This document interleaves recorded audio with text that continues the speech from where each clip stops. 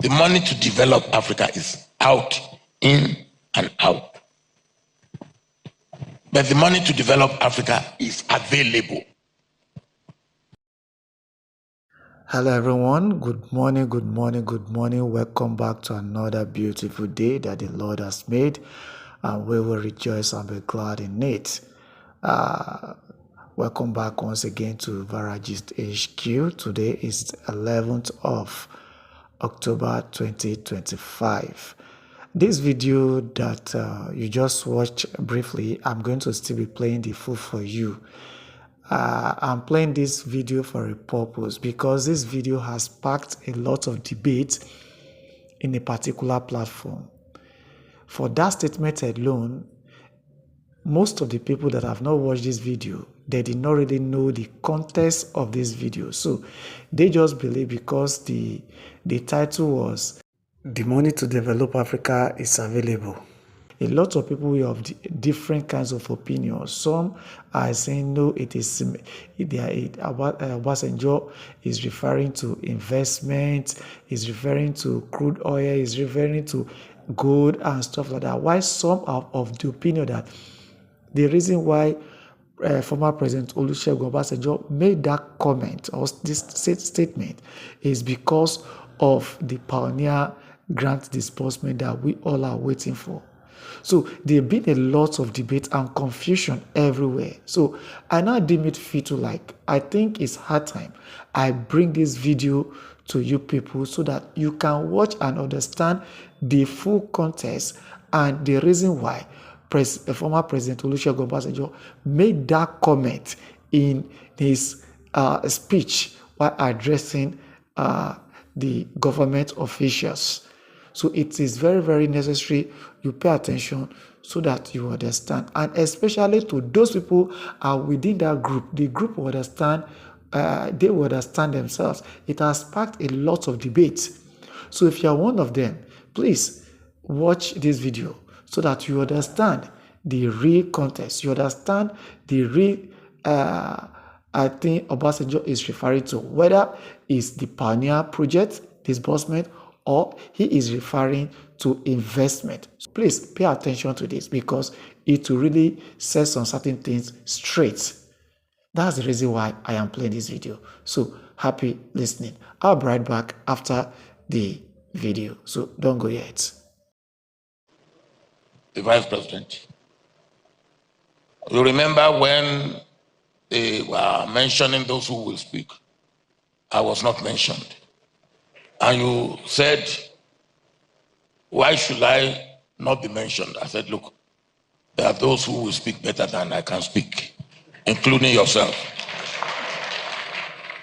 And you have seen it. His Eminence spoke a little bit like a military man and a little bit like His Eminence. All those who have spoken, I believe, as they should speak. Your Excellency, Governor Bauchi, Your Excellency, Governor Bruno, Your Excellency, First Lady of Bauchi, I thank His Eminence, recognizing you specially.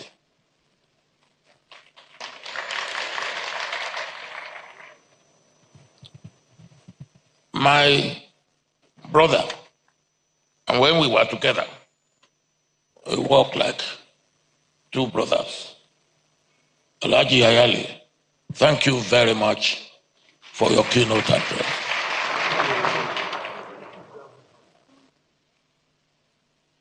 I just want to take 3 or 4 points that I want to make. One, investment. Without investment, you cannot develop. We cannot develop. And investment summit like this must bring everybody together. and you call it partnership. I have said there are 5 P's that must go together for us to make progress. The first P is politics, governance. That P must be right. If governance is not right, then all other things will go wrong. The second P is people. We must take care of people. Living, governing, everything is all about the people. Another P is protection, security. And His Eminence mentioned that. Peace, security, stability, predictability. Nobody will come and invest when he cannot be sure that if he brings in 100, he will be able to get 120. And 10 out of that 120, he can repatriate and leave 110 to continue. Investors are hard-headed calculators, and don't underrate them. Another P is partnership, and you said that, you put that. And Alhaji Ayali mentioned that. Partnership at the local level. Partnership at the community level. Partnership at the state level. Partnership at the national level. Partnership with the private sector and the public sector. Partnership, the private sector, the public sector, the civil society. His Eminence is not here only because it's His Eminence. It's also the head of our religious group. We need partnership with the religious groups, the private sector, and then partnership between the states, partnership between Nigeria and her neighbors, partnership between Nigeria and the international community. But let me then say, if all these 5 P's are well taken care of, then there's the issue of leadership, which is leadership at all levels. And Governor Bala, that's where I doff my heart for you.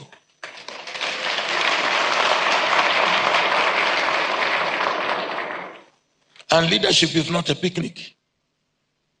The time that you have to step on toes. But it must be without malice. It must be righteous stepping on toes.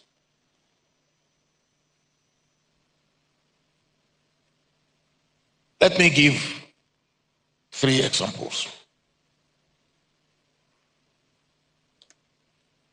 I was worried about the situation of cement in Nigeria.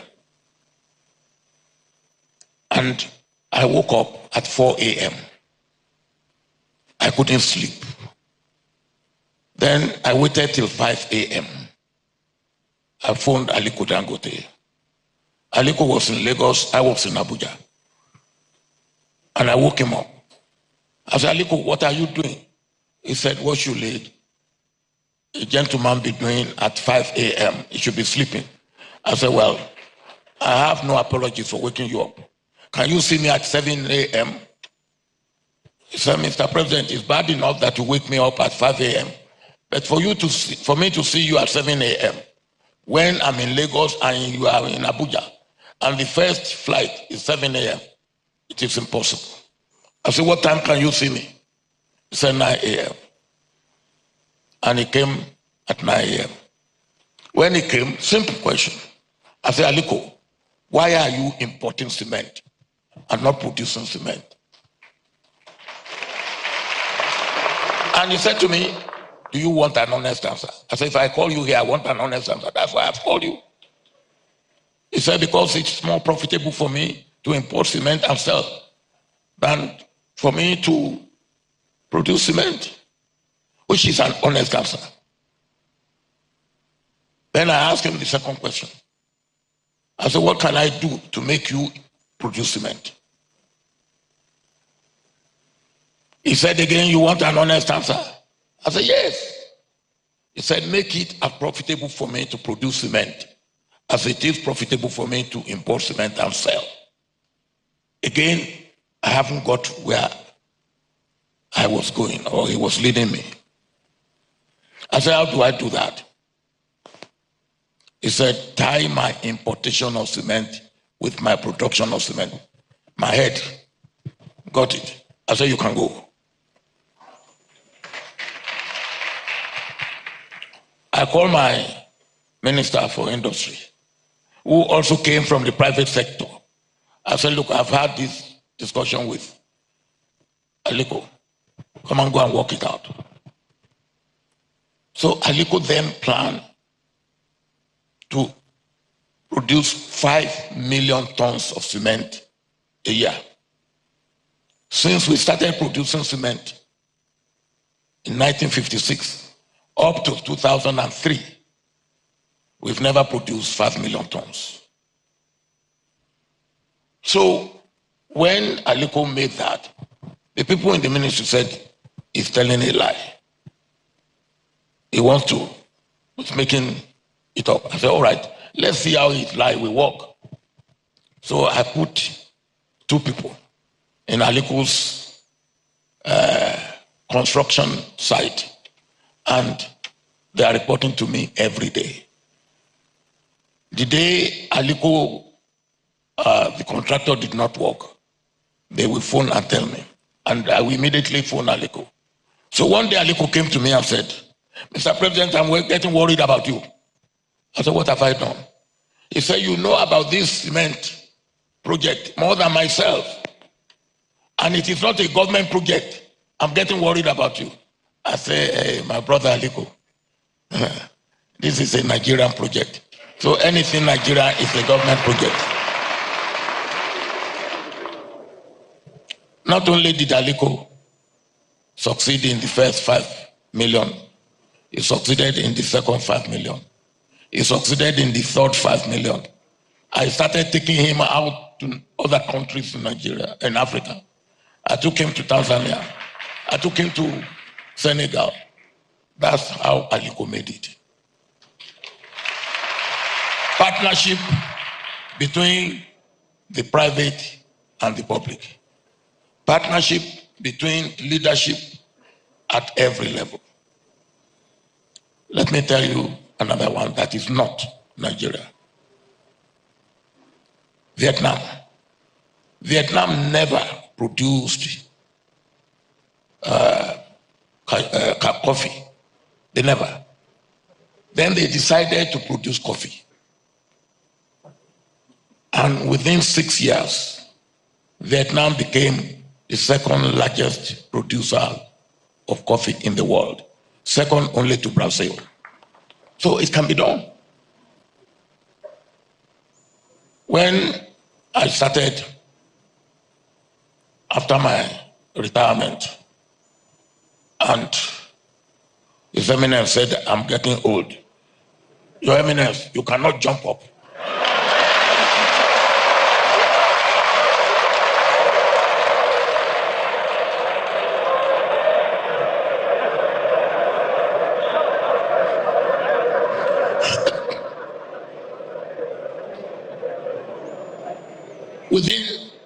I then started a program. I think I've visited a few. This was before COVID, we started a program we call Zero Hunger. Zero Hunger is one of the items on Sustainable Development Goal. And we started going to the state and we say, look, whatever you do, take 2 or 3 items of agriculture and focus on it. You are not discouraging people in the others, and make it. Governor, here, I believe you can focus on rice. And I see that that is already going on. You can focus on tourism. We should do everything for that, so that you become, if not the leading state, you are one of the leading states in rice production. You are one of the leading states, if not the leading state, in tourism. It can be done. And take one livestock and also make that 3, but not more than 4 items.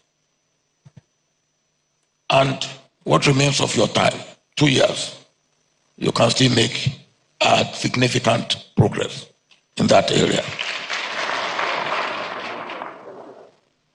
Now, if we get it right, and there's no reason why we shouldn't get it right, the last point I want to make, the money to develop Africa is out, in and out. But the money to develop Africa is available.